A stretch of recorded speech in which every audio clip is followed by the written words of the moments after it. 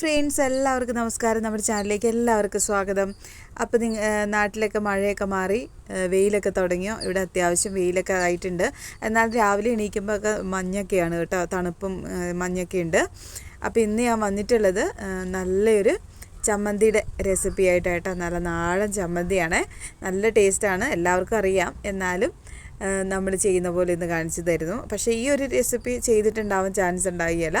എന്നാലും നിങ്ങൾ ട്രൈ ചെയ്ത് നോക്കുക, എല്ലാവർക്കും ഇഷ്ടമാകും. ചോറിൻ്റെയൊക്കെ കൂടെ പെട്ടെന്നൊരു ചമ്മന്തി തയ്യാറാക്കാൻ പറഞ്ഞാൽ നമുക്ക് ഈസി ആയിട്ട് തയ്യാറാക്കി എടുക്കാൻ പറ്റുന്നൊരു ചമ്മന്തി കേട്ടോ. അപ്പോൾ ഒട്ടും താമസിക്കാതെ നമുക്ക് വീഡിയോയിലോട്ട് പോകാം. അപ്പോൾ ഞാനിവിടെ ചമ്മന്തി ഇന്നത്തെ സ്പെഷ്യലാണെന്ന് പറഞ്ഞായിരുന്നു. അത് വേറൊന്നുമല്ല, നമ്മുടെ ഉണക്കച്ചെമ്മീൻ റോസ്റ്റ് അത് വെച്ചിട്ടാണ് നമ്മളിന്ന് ചമ്മന്തി അരയ്ക്കുന്നത് കേട്ടോ. അതിലേക്ക് മാങ്ങ എടുത്തിട്ടുണ്ട്. പുളിയുള്ള മാങ്ങയാണ് കുറച്ചുകൂടെ നല്ലതായിരിക്കും. ഇതിൻ്റെ ഇച്ചിരി പുളി കുറവാണ്. കണ്ടില്ല, ഇങ്ങനെ ഒരു പാക്കറ്റിൽ മേടിക്കാൻ കിട്ടുന്നതാണ് കേട്ടോ. അത് നമ്മൾ ചോറിൻ്റെ ഒക്കെ കൂടെ ഇങ്ങനെ തന്നെ കഴിക്കാൻ വേണ്ടിയിട്ട് കിട്ടുന്നതാണ്. അതുപോലെ അതിലേക്ക് തേങ്ങ, പിന്നെ ചെറിയ ഉള്ളി എല്ലാം വേണം.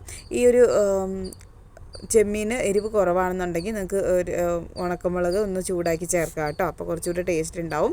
നമ്മൾ വേറെ പ്രത്യേകിച്ച് ഇതിനകത്തിലേക്കൊന്നും ചേർക്കുന്നില്ല. ഉപ്പ് ലാസ്റ്റ് ചേർത്താൽ മതി, കാരണം ഉണക്കമീനിനകത്ത് ആ ഒരു ഉപ്പുണ്ടാവും. അതുകൊണ്ട് അത് നോക്കിയിട്ട് ചേർത്താൽ മതി. നമുക്ക് ഇത് നന്നായിട്ട് ഇതെല്ലാം കൂടി ഒന്ന് അരച്ചെടുത്തിട്ട് വരാം കേട്ടോ.